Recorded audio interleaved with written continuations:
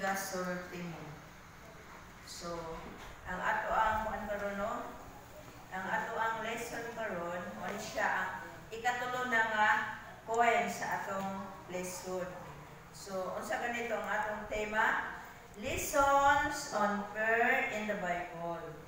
So, adunay turo ka lesson. Una, prayer is a natural first reaction. Second, prayer comes from a lack of knowledge. O ang ikatulo mo na atong sugutan karon, prayer will keep you from succeeding in life. So, mao ni siya ang atong kuan karon. Prayer will keep you from succeeding in life. Sumala sa atong tema, ang Ginoo gyud gusto sa Ginoo nga kita tanan magmalampuson, mulampos kita sa tanan nga atong ginabuhat sa atong kinabuhi. Dili gusto sa Ginoo nga magpabilin ta nga kanang kuan ba walay nahimo, walay nakabot. Gusto sa Ginoo nga kita magmalampuson.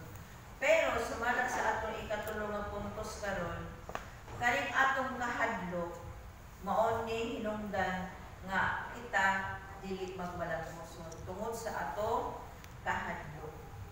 Nay mga example diri nga ako pagkaisgutan.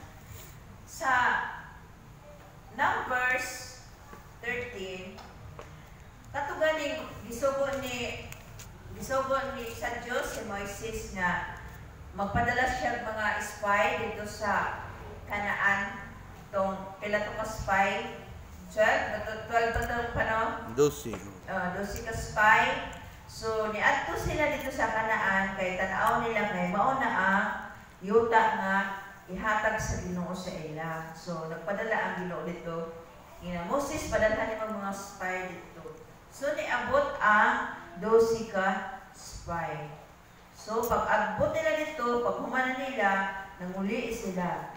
Pero, kasagaran sa ilaha, nangahadlok sila. Kaya unsa ilang giingon, dili daw adto kay ang mga tao dito mga isog kaayo, mga kusgan kay ang mga tao dito sa Kanaan. Tinuod gyud nga ang kanang grabe ang abunda gani sa yuta, kanang grabe ang kanang mga grapes kay bisan gani pag uli ana nila, gadala na sila og grapes. So nakita gyud nila usa ka tabunok ang yuta nga ihatag sa Ginoo sa ila. Pero dibati sila og kahadlok kay tan-aw nila sa mga tao dagko kaayo mga higanti, mga kusgan. So gani ang ila ganing gihuna-hunaan nga mura na sila og apan-apan. Nakuha pa mo sa apan-apan? Kanang dragonfly man ano? Dragonfly, apan-apan. Kaya na dragonfly ha? Pareha na sa dulon. Oo, mga dulon, dragonfly. Murag dulon. Ang dulon daghan, apan-apan gamay ra. Kani nga maglupad-lupad, mura po siya. Dili siya butterfly lahi po siya. Grasshopper. Grasshopper ana. Lahi pa itong dragonfly. Alindana. Alindana ng dragonfly. So, mao na siya ang ilang hunahuna ang ilang kaugalingon nga mura na may og mga apan-apan. Dagko ra kay ang mga tao sa Kanaan o nangahadlok sila. So, majority sa ila ang nahadlok.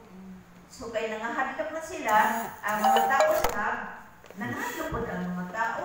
Nanghilang na ang mga Israelita, ano mang paatungod sa Ginoo din ha.